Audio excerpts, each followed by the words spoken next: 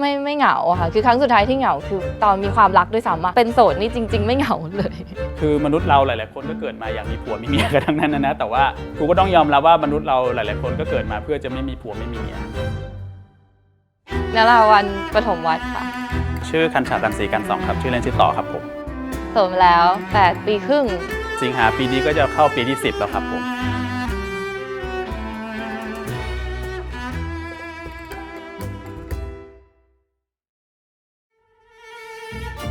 มันใช้ชีวิตไปเรื่อยๆแล้วมันไม่เจอเราก็ไม่ได้ฟอร์สที่จะต้องออกไปแบบฉันอยากจะ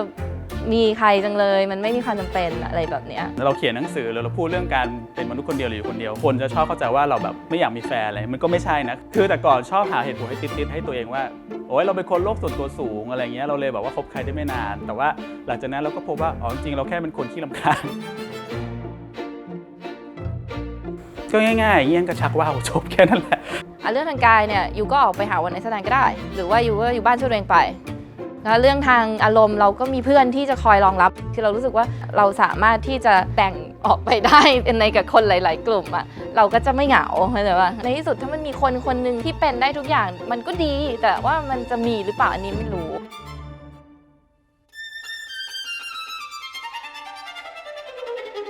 ก็คือปฏิเสธไม่ได้ก็ต้องมีเงินคือการใช้ชีวิตคนเดียวมันมีหลายอย่างที่แพงขึ้นนะฮะเอาง่ายๆเลยเช่นแบบ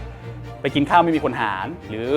พวกตั๋วเครื่องบินอะไรเงี้ยเป็นตั๋วโปรราคาถูกแล้วมีเขียนดอกจันตัวเล็กๆว่าสำหรับ2ท่านขึ้นไปก็จะโมโหมากอะไรเงี้ยนึกออกปะถ้าบอกว่าโอ้อยู่คนเดียวได้ต้องมีเงินแปลว่าอะไรแปลว่ามีแฟนเราไม่ต้องมีเงินหรอก็ไม่ใช่ปะวะคือมึงอาจจะมีผัวที่แบบเกาะมึงแดกก็ได้มึงอาจจะต้องยิ่งมีเงินเข้าไปใหญ่อะไรเงี้ยจริงๆถ้ามันเป็นเรื่องซีเรียสคือเรื่องพวกชีวิตบ้านปลายที่แบบสมมติอยู่คนเดียวจริงๆใช่ไหมบอกว่ามันก็ต้องเตรียมเงินการเตรียมเพื่อความเจ็บป่วยบางคนก็เริ่มแบบจองบ้านพักคนชราอะไรเงี้ยแต่ว่าสำหรับเรารู้เรื่องพวกนี้นะแต่เรายังไม่สามารถไปถึงจุดนั้นได้เพราะยังไม่มีตังค์จ่ายคือสำหรับพี่ประเทศตอนนี้ไม่ว่าจะมีชีวิตอยู่คนเดียวหรืออยู่หลายคนก็ไม่น่าอยู่ทั้งนั้นเลยฮะก็คือเราก็จะเห็นเรื่องแบบระบบสวัสดิการเรื่องประกันสุขภาพเรื่องระบบการรักษาอะไรใช่ไหมฮะซึ่งเราเริ่มปรงแล้วว่ามันคงปรับไปสู่สิ่งที่ดีกว่าอาจจะไม่ทันรุ่นเราตายด้วยซ้ำเราลองมองไปรอบๆตัวเนี่ย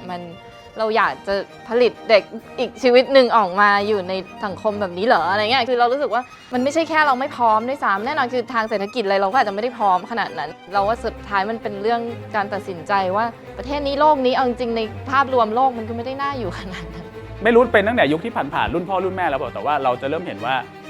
การมีครอบครัวหรือการมีลูกมันแพงมากในยุคนี้เพื่อนก็จะมาแอบบ่นคุยเรื่องแบบค่าแป๊ะเจี๊ยทำไมแพงจังอะไรเงี้ยหรอกป่ะแล้วคือถ้าเราพร้อมพูดจริงๆเราอาจจะ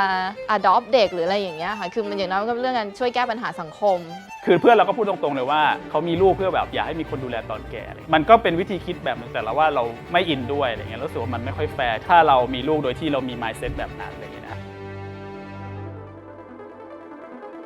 คือการเป็นมนุษย์คนเดียวได้อย่างมีประสิทธิภาพคือคุณต้องไม่รู้สึกว่าเป็นเรื่องทรมานหรือว่าเป็นเรื่องที่แบบทุกข์ใจคุณไม่ควรแบบเอาคำว่านกไม่มีใครเอาอะไรเงี้ยมาแบบมาเป็นกรอบขังคุณไว้เงี้ยดังนั้นคุณก็จะเป็นมนุษย์คนเดียวที่ไม่มีความสุขอีกอย่างหนึ่งที่เรารู้สึกว่ามันจำเป็นกับทั้งมนุษย์คนเดียวและมนุษย์หมู่คณะคือเรื่องของการเคารพในทางเลือกหรือเคารพในไลฟ์สไตล์ครับคือเราใช้ชีวิตมาแบบ30 กว่าปีเรายังโดนถามอยู่เลยว่าทำไมมาดูหนังคนเดียวอะไรเงี้ยหรือว่าทำไมเธอไม่มีแฟนทำไมเธอไม่มีใครเอาอะไรเงี้ยบางทีก็รำคาญแบบว่าตกกระบาลแม่งอะไรถ้าโตมาแล้วอายุมากหน่อยแล้วมันก็ไม่ควรจะหมกมุ่นอยู่กับแค่เรื่องเหงาเศร้าส้อยจังเลยจ่าอะไรอย่างนี้แล้วไงคือมันเป็นแค่สถานะเท่านั้นเองเป็นคอนดิชันบางอย่างเป็นสภาวะบางอย่างมันไม่ใช่เป็นสิ่งผิดหรือสิ่งถูกค่ะวงจรอันสมบูรณ์แบบของมนุษย์ที่โดนสร้างกันมาว่าเกิดมาเรียนจบทำงานแต่งงานมีแฟนมีลูกวงจรพวกนี้มันเคยถูกเชื่อว่าเป็นภาพที่สมบูรณ์ของชีวิตมนุษย์แต่ว่า